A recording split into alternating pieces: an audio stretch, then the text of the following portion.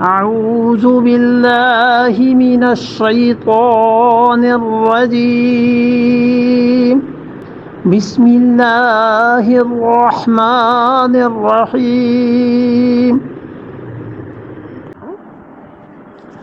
يا معشر الجن والإنس ألم يأتكم رسل منكم يقصون عليكم آياتي وينذرونكم لقاء يومكم هذا قالوا شهدنا على أنفسنا وغرتهم الحياة الدنيا وشهدوا على أنفسهم انہم کانوا کافرین یا معشر الجن، اے جنوں کے گروہ، معاشر گروہ، ہر وہ گروہ جس کا حکم ایک ہو اور ان کے آپس میں باہمی تعلقات بھی ہوں، اسے عرب کہتے تھے کہ معاشر، یعنی ہم پیشہ ہیں،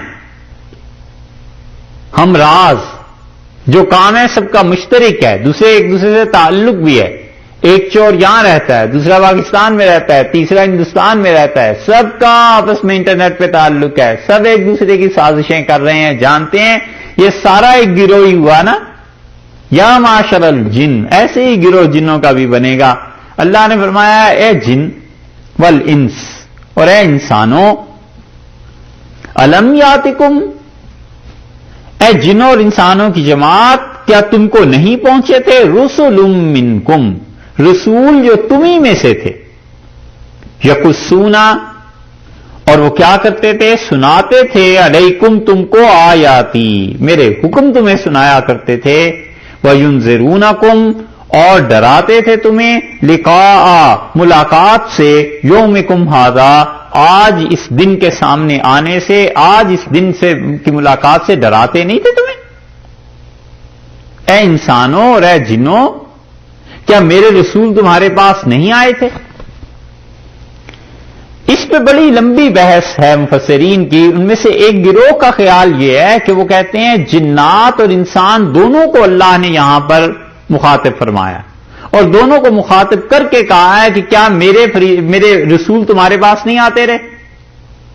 تو اس کا مطلب یہ ہے کہ رسول تو صرف انسانوں میں آئے ہیں، جنات میں کوئی رسول آیا نہیں.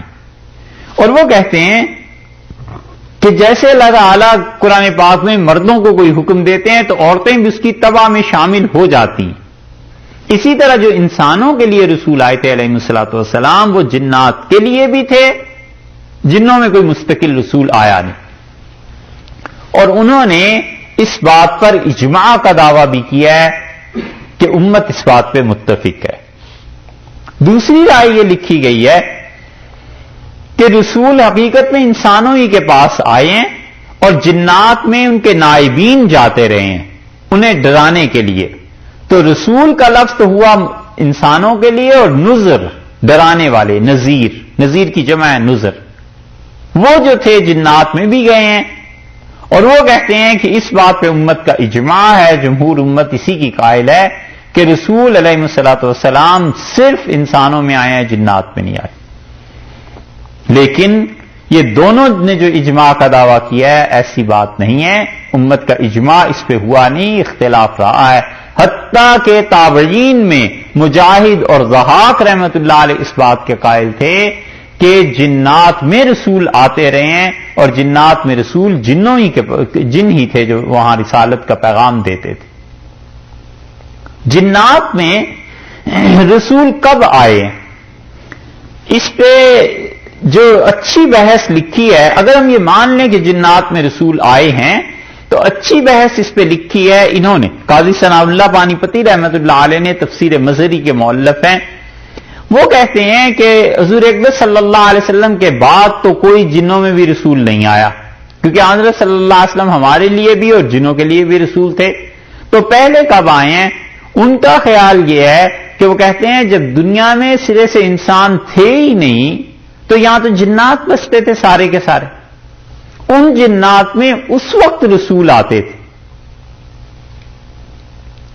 اور وہ جو جنات تھے جب انسان آئے ہیں تو انسانوں کو بھی ان جنات نے شرک سکھایا کیونکہ جنوں میں بھی مسلمان بھی تھے، مشرک بھی تھے اپنے اپنے رسولوں کے. اور وہ کہتے ہیں کہ انہوں نے، ان انسانوں نے جب جنوں کو دیکھا تو انہوں نے دیکھا اس کے تو 2 ہاتھ ہیں، اس کے 4 ہاتھ ہیں، یہ عجیب مخلوق ہے، اس کی سونڈ بھی ہے ہاتھی کی طرح، یہ اور عجیب مخلوق ہے. تو انسان نے انہیں دیکھ کر بت بنا لیے. اور پھر وہ کہتے ہیں کہ یہ جتنے ہندو ہیں نا، اصل میں جتنے بھی اوتار اور مختلف شکلوں کے وہ معبودوں کی پرستش کرتے ہیں، یہ در حقیقت جنات کے رسول تھے علیہ الصلوۃ والسلام. اور ان سے انسانوں کا جب اختلاط ہوا ہے ہندوستان میں تو یہ وہاں سے وہ چیزیں آئیں اور ان پر کتابیں بھی نازل ہوتی تھیں.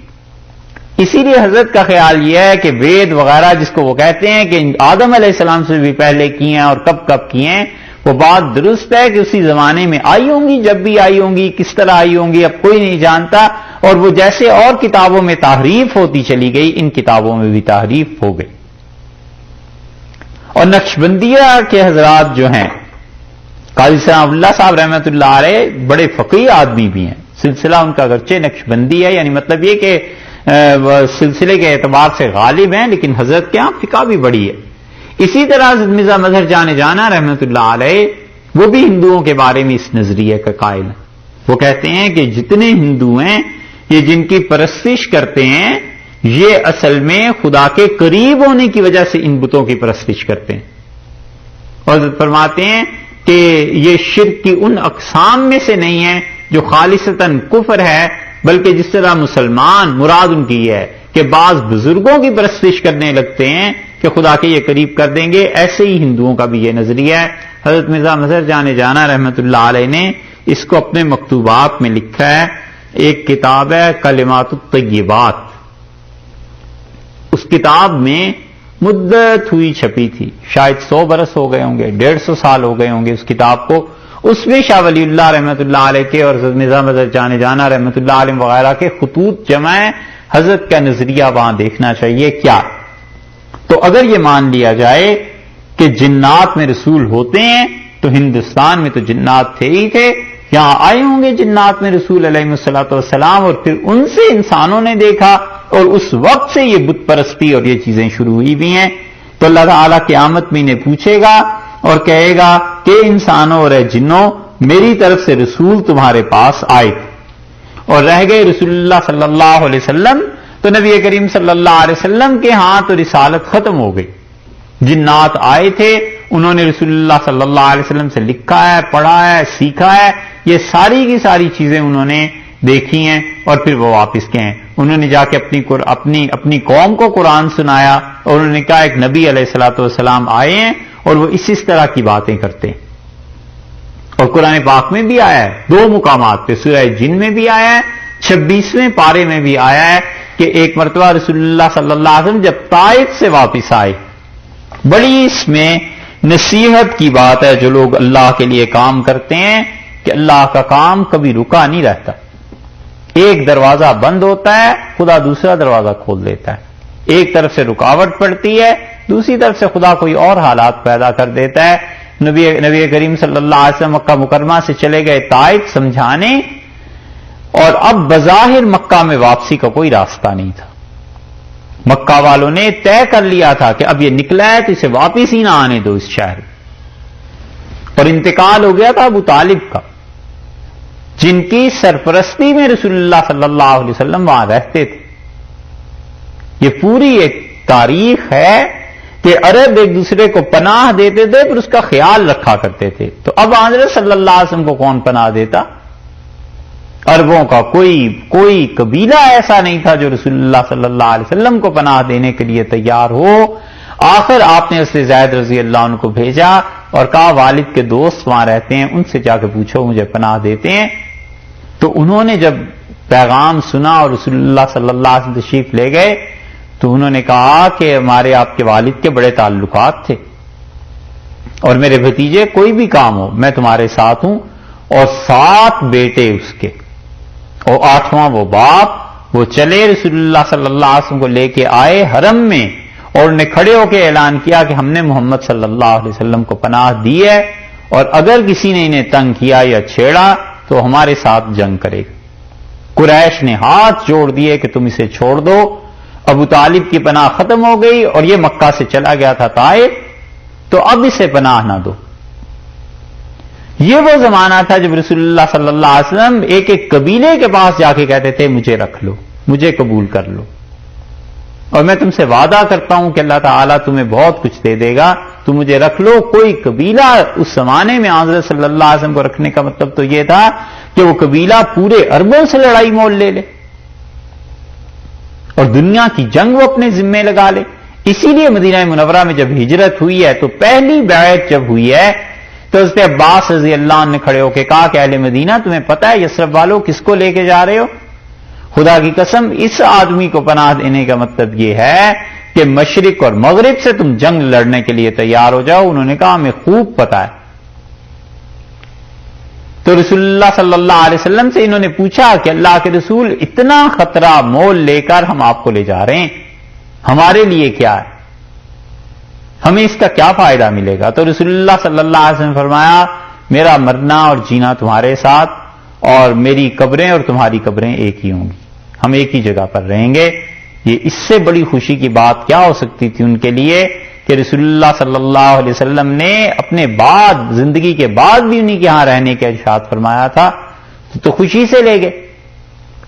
اور یہی بات بدر میں بھی پیش آئی. جب بدر میں قیدی آئے ہیں تو رسول اللہ صلی اللہ علیہ وسلم نے پہلا جملہ دیکھ کے یہ کہا کہ اگر جبیر زندہ ہوتے جنہوں نے مجھے مکہ میں پناہ دی تھی اور مجھ سے آ کر صرف اتنا ایک جملہ کہہ دیتے کہ بدر کے قیدیوں کو کافروں کو چھوڑ دیں، میں بغیر کوئی بات کہے ان سے سب کو رہا کر دیتا.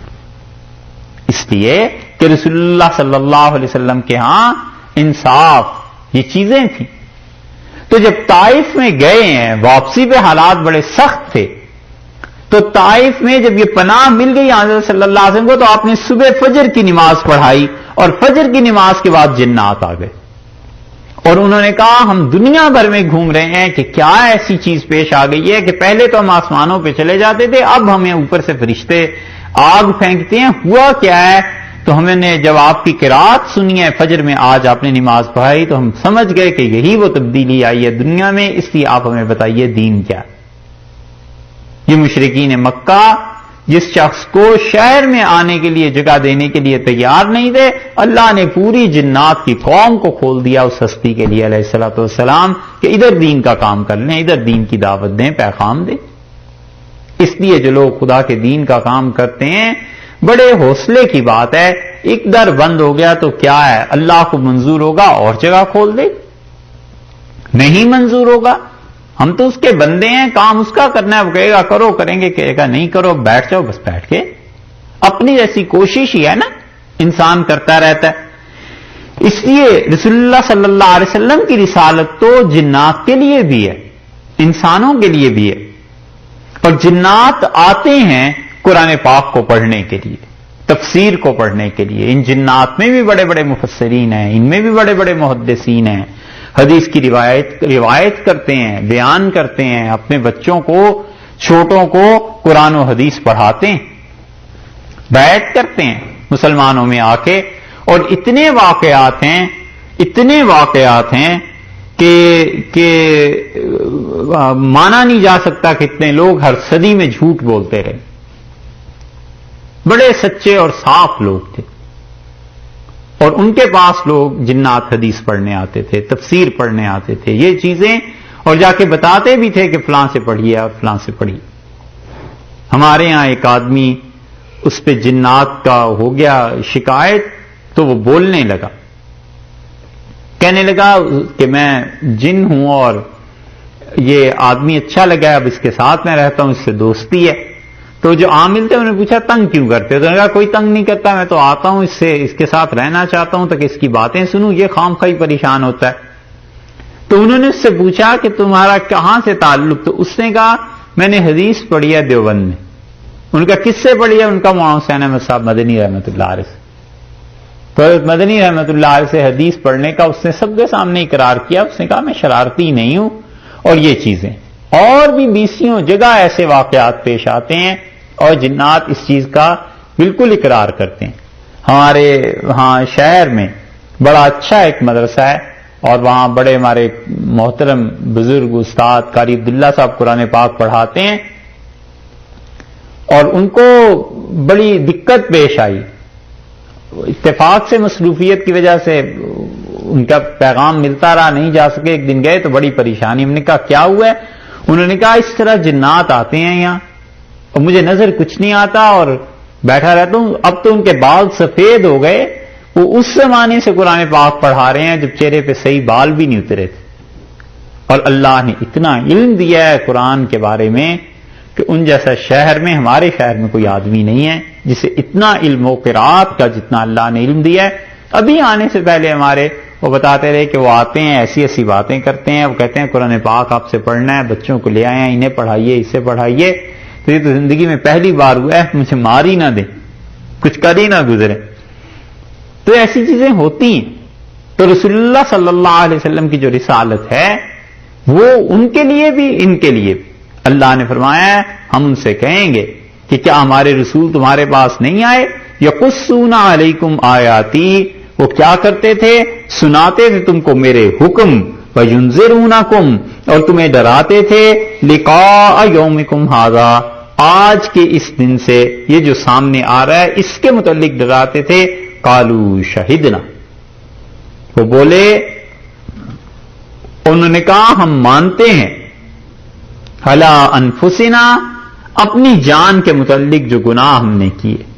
یہ آئے تھے انبیاء علیہ السلام اور ہم نے ان کی نہیں مانی، یہ آئے تھے اللہ تیرے پیغمبر اور ہم نے ان کی نہیں مانی۔